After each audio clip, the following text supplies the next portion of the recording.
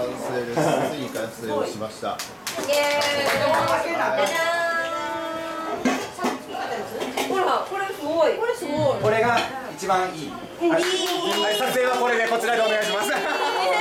これすごいじゃないですか。これまん丸で。ね、そこからできたおせんべい。美しいですね。鍋も綺麗にできた。せんべいでおやつで食べる。鍋も綺麗、焦げ一つないっていう。これ皆さん名前覚えてますか？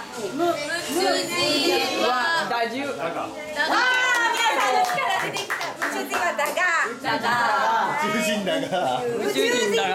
宇宙人だが。こっちも間もなくできます。それはどういう風な。ここはムチ茶です。はい。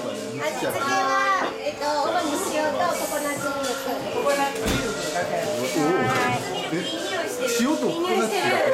いい匂いしてる。スピナッチ。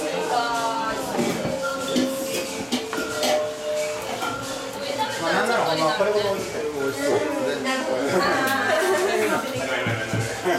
綺麗にしながら。